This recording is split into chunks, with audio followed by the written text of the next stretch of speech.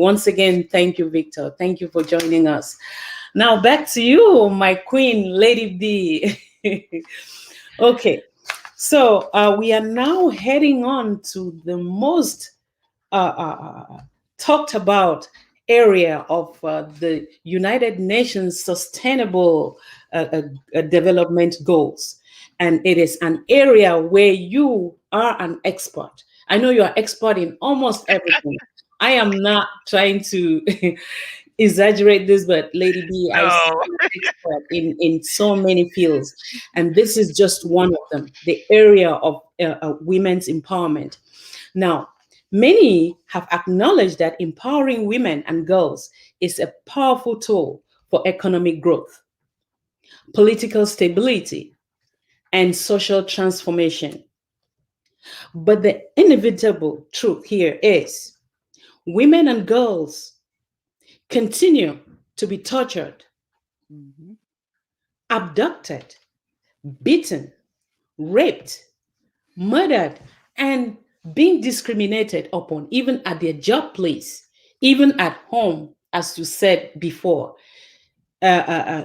Like, there's just so much that is being against the woman. And I'm wondering here, is it a crime being a woman? Because I am so proud of Right. being a woman. Yeah. But somehow along the line, when we see this kind of things happening to the women, it becomes a concern. Now, my first question to you in this area, Lady B, is what then is women's empowerment all about?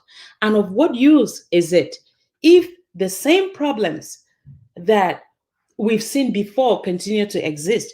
What is happening here? Can you throw some light on this, Lady B? There's Thank absolutely no lights for that. you. It's a dark tunnel. And it's it's very heartbreaking because I've heard in political arena, oh, the woman belongs in the kitchen or the other room. I remember one president of a African country saying that a few years back, and I said, but if the mentality of this leader of one of the biggest nation in Africa could say that about his wife, what is the mentality of the people that he's leading? What is the mentality? Because we know that they say the apple or doesn't fall far from the tree, and it goes with people in power too. I think women empowerment start with men education. We have to educate the men because these atrocities that's going on against women are executed by men. They see nothing wrong with rape, abuse, abducting. 10-year-old girl is raped and is pregnant. How? Why? Sad. And I say it because I think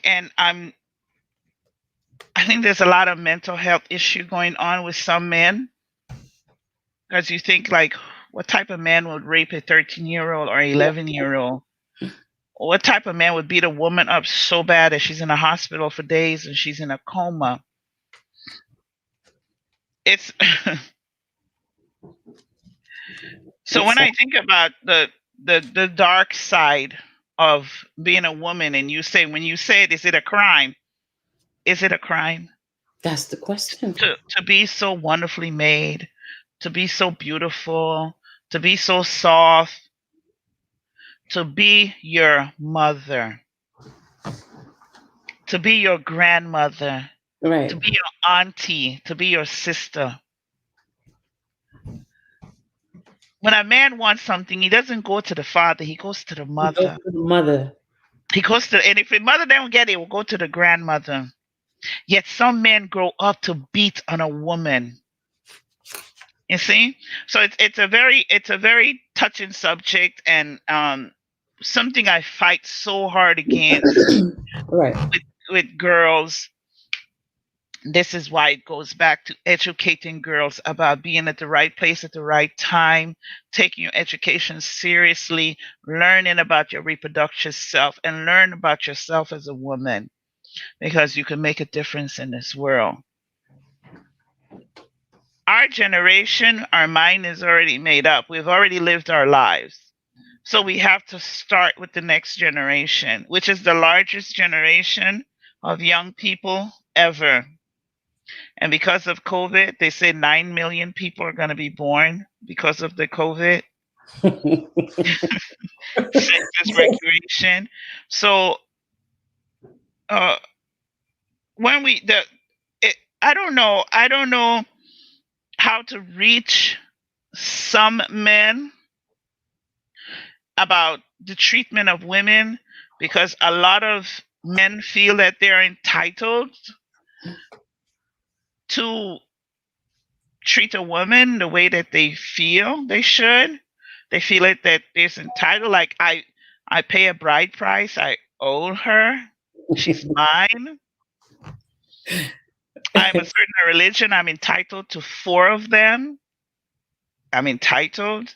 See, a lot of these practices put women in danger.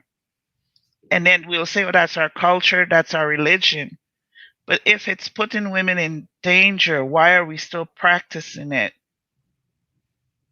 If girls are dying when they're going through FMG, why are we still practicing it? Are we dying just for culture and religion?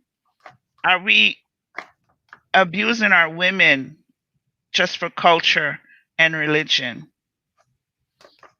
So we have to look at the root of the matter. And that's where it all starts and that's where it will end. Thank you for that. It's very emotional, the abuse of women. I know it is, and it's sad. It is sad. Now, when you look at Kofi Annan, the former Secretary General of the United Nations, you will see he once stated that empowering women is the most effective tool for development.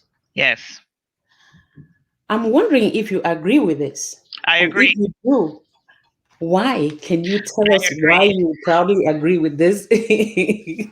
I always say, look at Paul Magami, Paul of Rwanda, Right, how he surrounds himself with women. His cabinet, his everything, his parliament, and everything is at least 70 to 80% women. And look at Rwanda. Look at the countries and where now women are doing leadership. I want to say Finland, right, those countries where they have totally eliminated the coronavirus and have no deaths to where women leadership. You see, women leadership is a nurturing type of leadership because we care. Not that men don't care, but right, women care beyond the money aspect of it. We care for the people because everyone is our child. You right, have the ability to birth any child on this earth. So every child could be your child. You could right. be a mother because we are mothers. You see, a woman can only give birth once every 9 months. Mm. A man could impregnate 9 women a day. Right, So while we are giving birth once a year, they could impregnate 9 people a year or 20 people a year. You understand? So birth control really, who is it for? Why is it such an emphasis on birth control for women and not birth education for men? right. You understand? And that's another aspect of it. But when we move on to the brighter side of things, this is the best year, century to be a woman because our work is being recognized. Oh, good. Our achievements are, look at the World Health, the World Trade Organization with our sister Dr. Naguzi. Oh, Ah, yes. she's Yes. doing well. Oh. Yep. And we're proud of her. We Yeah. are very proud of her. That's You right. understand? And when we look at Dr. Arakana from the former African Union Oh, ambassador yes. and all the work that she's doing, I'm proud of her. Oh. Yep. So they're leaving while role models begin at home. You should be your girl child first role model. That's right. These are definitely role models for. I'm my son's role model. Like, oh, mommy, I'm my son's role model because that starts at home. You give them a role model in the home before they go outside. My Right. sons are not into rap. They're not into all of this, all that, that thuggish type behavior. They don't sag their pants or anything because from young I show them examples of where Right. this type of behavior leads. So women, and I want to talk to the women, we need to empower other women. We need to be each other helper. We need to compliment each other. There's nothing wrong with saying, Esther, you are looking fine. There's nothing wrong with that. Right. Oh, Esther, oh, you're doing a show. How can I help you? What can I do for you? It's not about money. Your most valuable asset is your time. Money you could win or you could lose. Time you could never get back. So Right. spend it wisely. Help someone that needs it. Women need to collaborate. We don't. There's too much competition and not too many collaboration. You see, we have this always competing with the other woman. No, stop the competition. Start the collaboration. That way we become a strong force and we could help each other grow.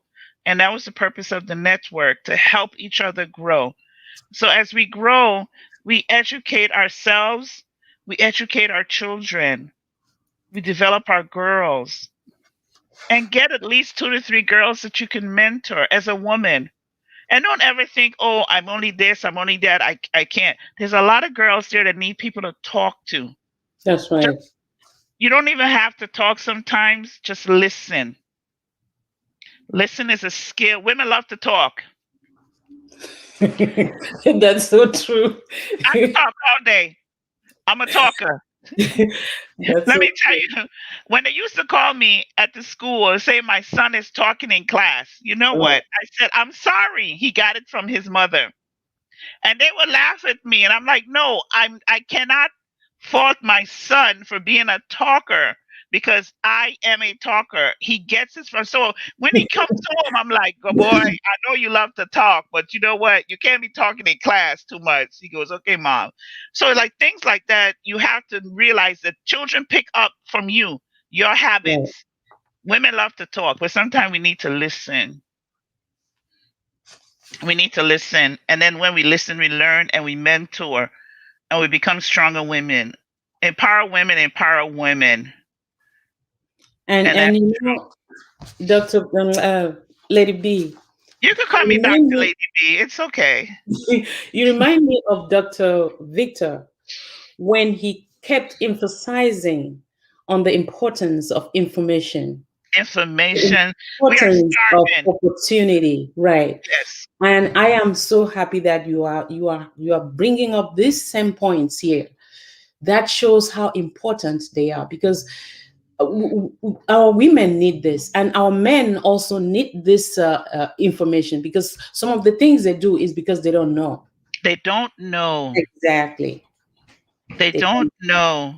Right. You see, because I was with a particular group, and in order to speak to the women, I needed permission from the men. So I said, okay, I'm not going to talk to the women. Let me talk to the men. And Right. this particular group is a religious group. But when the woman have her period, they isolate her. She can't cook. She has to stay by herself. Right. She's considered unclean. So my question to the men was, you like kids, right? Because you know they have a million kids. You like kids? Yes. We are men. We have to have kids. How many kids do you have? Four. You, five. Oh, I want 10. They went around the room talking. I said, And the so, list goes on. and the list goes on. I said, so why is it that when your wife body is preparing itself to give you kids, You isolate her. You call her unclean. You make her feel less than a human. You're telling her she can't lay in the same bed with you. You're telling her she cannot cook. If her body doesn't prepare itself every month to give you the million kids that you want, you will Right. have none. You can't walk and beat your chest and say, that is my son, that is my daughter. I said, don't you feel that's being unfair? Quiet. You have to approach the subject in a way that they've never thought about it before. So, what should we do? Make her tea, cook for her, massage her toes, rub her belly. And I'm giving Mm, them all this solution, and they're like, huh? I said, yes. I said, because that's the most precious time. that's right. I said, do you know how precious that is? I said, do you know how her emotions are at that time? Her body is preparing to give you kids. This is what you want. And you're isolating her, which adds to the stress. It adds to the emotional abuse. Oh, no, we don't abuse. I said, no. Emotional abuse sometimes is worse than physical It's abuse devastating. Yeah. because sometimes the body will heal, but the mind after it's been emotionally abused does not heal. Right. They were like, oh, people do. Sometimes when you're dealing with a group of people that's used to thinking one way, you have to come around the bend, go up the corner, jump a high rope, and then make them think a different way. So Yeah. when I revisited the subject, they're like, oh, we're gonna, see a better way to deal with our wives during that time. I was like, you don't have to see a better way. You just have to do. That's it. And you will see you'll be much happier. She'll be happier. It'll be a better time of the month for her. I said, bring her warm tea, rub her toes, massage her. I said, these are things that a woman needs at that particular time. But you know what? No one has ever told them. No one informed it. If you're raising a child who is a male, let him know. There's nothing wrong with telling your son, when you get married, your wife is going to bleed, she's going to have a period, and this is the Right. time you have to go and make her. This is the time you have to be the man and take care of her. Prepare it. This is why child development is so important because these children become adults who become fathers and who become mothers. So it starts with the parent. This is why educated girls become educated women, become educated mothers, and then educate the child.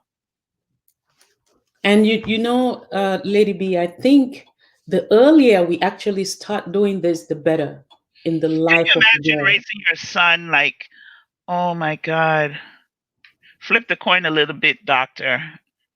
I don't understand what that means. Flip the coin a little bit, doctor. I don't understand what that means.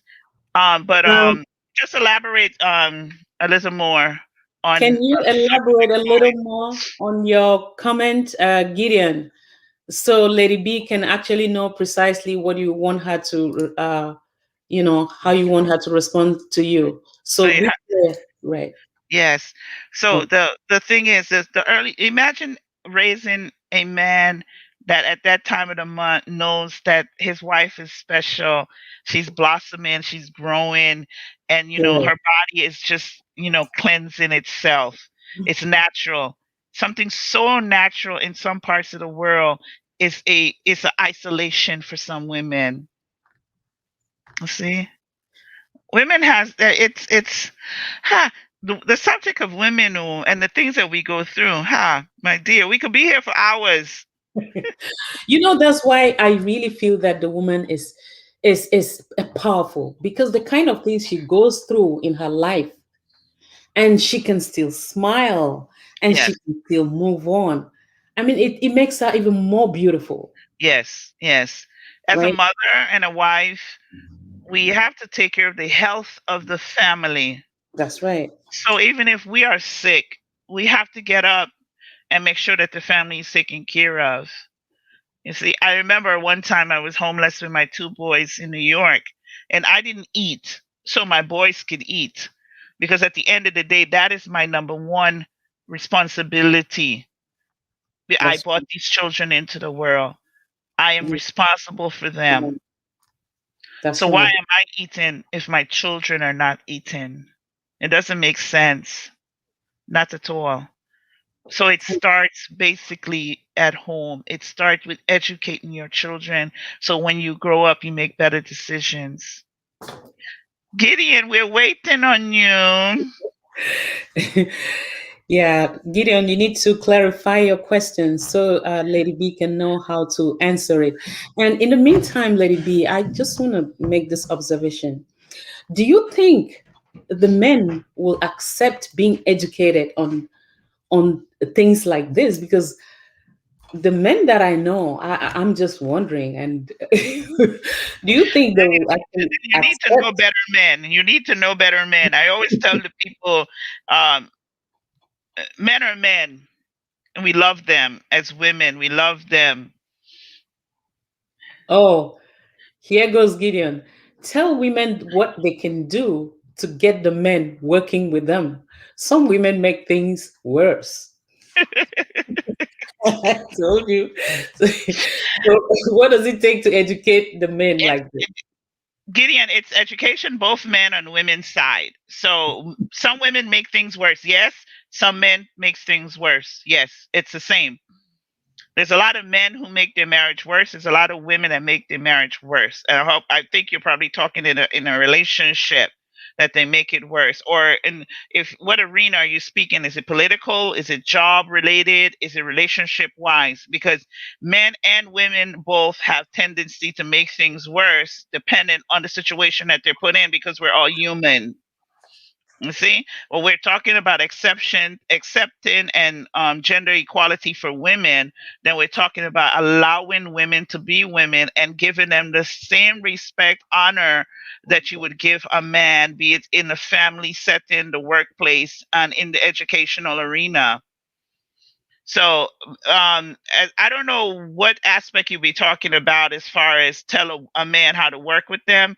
A woman is a very simple creature. I know men have a problem understanding women, but all we need is love and understanding. That's right. And you know why? Because understanding is a peacemaker. I always tell people understanding is a peacemaker. A lot of people refuse to understand. They refuse to understand, and that's when the fight come in. But understanding is a peacemaker. And sometimes if you even if you don't understand, make sure that you understand. Try to understand.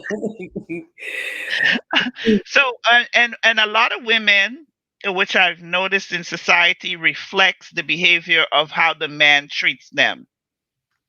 We normally start out loving and caring, and then the man will do something that will bring doubt. And then once that doubt starts growing, it grows into resentment, it grows into jealousy.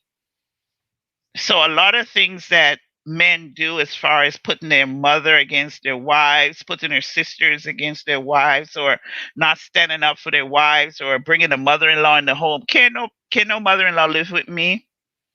Can no sister this, sister that live with me? No, because sometimes it's a bone of contentment. And why invite it into your family? You see?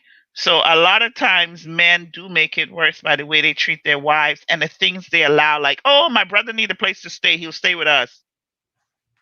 Mm. And they're gonna tell the wife, oh, you have to cook for him, you have to do his clothes too, and all of that. That's not her husband. That's your brother. Go and find him a place to stay.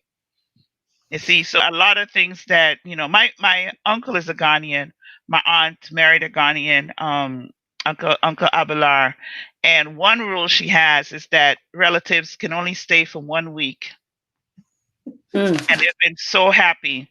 I think she experienced it where they came and they stayed for like months, and then she was like, "Oh no, no, no, 1 week, that's it." 1 week. So there's a lot of things, Gideon. There's a lot. There's a lot. It's a lot, but I hope I was able to flip the coin a bit. So Lady B, let me ask you a question at this point. This one kind of related to what Gideon just said there. What advice would you give to, say you actually meet a woman and a man, it's a couple. What advice would you give to them to avoid things like this? At one point, one person is thinking, oh, is the other one that is the cause. And then another one is thinking, how can you blend that? Like, give some kind of advice to a couple in regards to this. Okay, I know my platform and I know my limit, and I do not give married couples advice. Okay. I'm not married. I was married at very early age. I think I got married at 21 and got separated at 23, and I've been single and happy ever since. So I don't dib and dabble in couples affair because they're gonna let me know, oh, you don't have a man, you're not married. How could you give us advice? I know already. I've tried it. So I stay in my lane. I stay in my lane. I That's don't I very don't mess with simple. married people. No, I stay in my lane. They Okay. need they need to go to counseling. Okay, so married married men out there, don't count on Lady B No, for no, any no, other. Okay, thank no. you very I've much, been on the Lady B. sideline of married couples and hear them talk about when people try to give them advice and, oh, how would she know? And, oh, no, no, I'm not going to do it. I'm not going to get caught up in that one. Mm-mm. Thank you so much, Lady B. Um, so, guys, at this time, what I need for us to do is we're gonna take a quick break again. Remember that we started by saying that this is Women's Month, a month for celebration for every woman. Trust me, if you're a woman anywhere across the world, you need to be on your feet. You need to be jumping and dancing and thanking God for who you are because you are beautiful. We all acknowledge that we are beautiful. So let's celebrate Women's Day. It's officially